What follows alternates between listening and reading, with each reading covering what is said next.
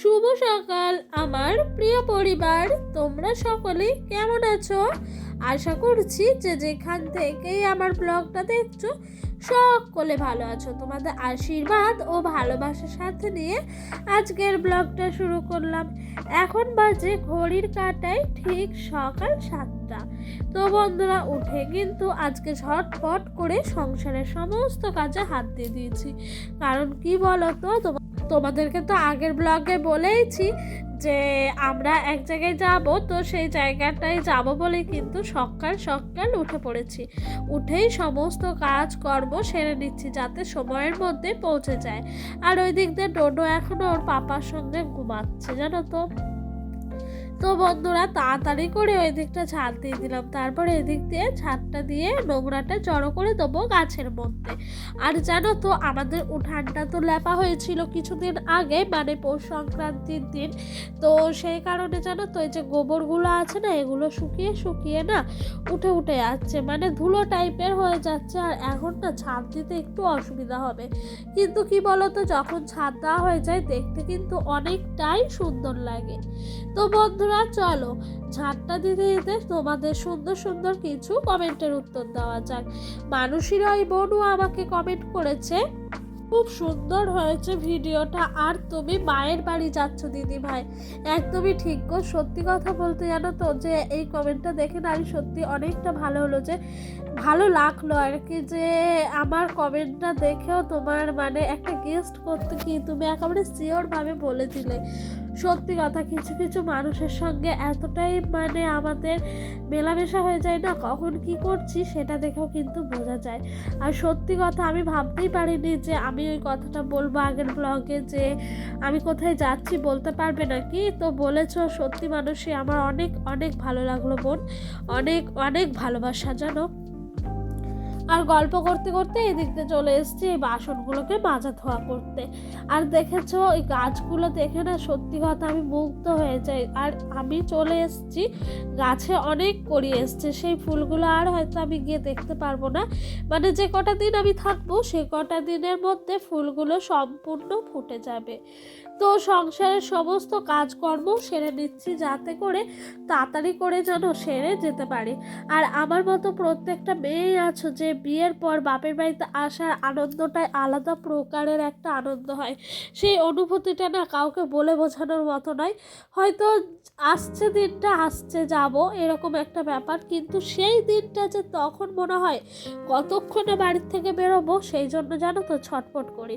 আজকে কি হয়েছে জানো বন্ধুরা, সকালে ঘুমের থেকে উঠেছি, ডোডোর পাপাকে আমি বলছি কখন আমাকে নিয়ে যাবে বলো। ও তো বলে রেডি হও, এক্ষুনি বেরোবো, এরকম একটা ব্যাপার। তো আজকে জানো যাবো বলে আর তাড়াতাড়ি করে রান্না বান্না গ্যাসে করলাম, কাঠে আর গেলাম না, জানো তো দেরি হয়ে যাবে।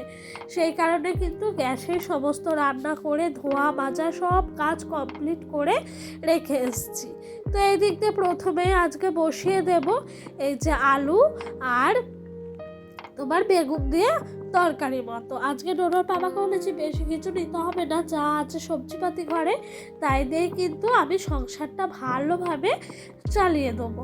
তো আমার কথা মতো ডোডোর পাপাও জানো তো বেশি কিছু নেয়নি, যা ছিল ঘরে সবজিপাতি সেগুলো দিয়ে সংসারটা চালিয়ে নিচ্ছি।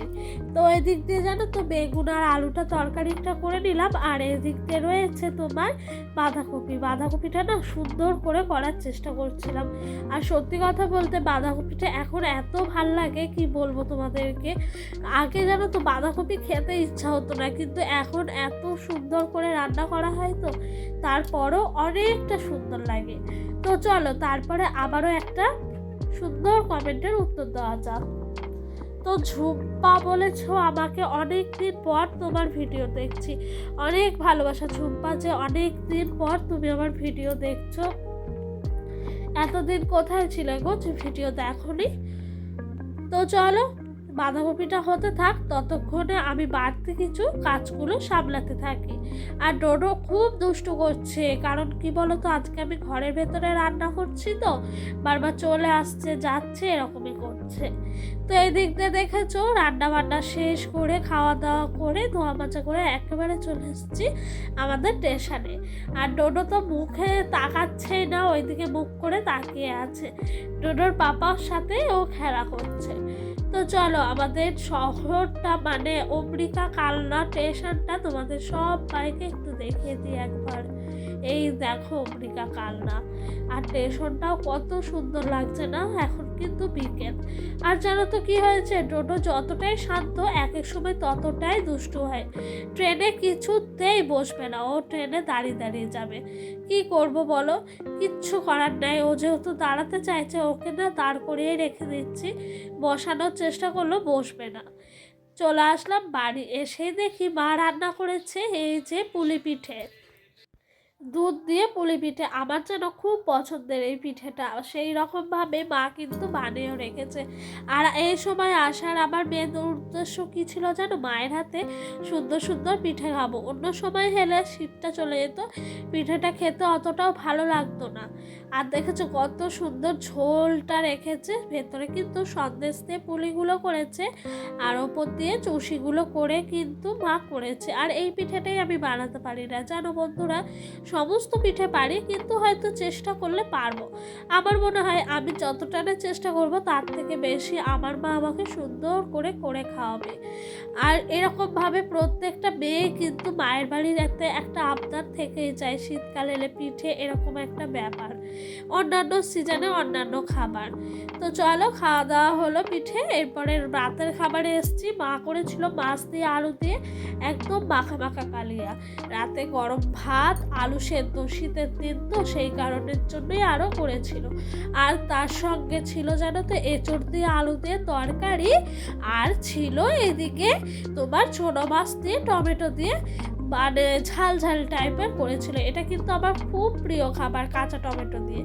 তো বন্ধুরা ভিডিওটা না আর বড় করছি না, ভিডিওটা এখানেই শেষ করে দিচ্ছি। তোমাদের যদি আমার ভিডিওটা ভালো লাগে অবশ্যই কিন্তু একটা লাইক আর একটা কমেন্ট করো। আর যদি আমার ভিডিওটা তোমাদের আরও ভালো লেগে থাকে চ্যানেলটা সাবস্ক্রাইব করে নতুন একটা সদস্য হয়ে আমার ছোট্ট পরিবারটার পাশে থেকে যেও, এই অনুরোধই তোমাদের কাছে রইল। তো বন্ধুরা ভিডিওটা আজকে এই পর্যন্তই রাখছি, দেখা হবে কোনো একটা নেক্সট ব্লগে। তোমরা সবাই ভালো থেকো, সুস্থ থেকো, নিজেদের খেয়াল রেখো। তো বন্ধুরা আজকে এই পর্যন্ত, বাই। দেখা হবে আবারও বলছি কোনো একটা নতুন ব্লগে।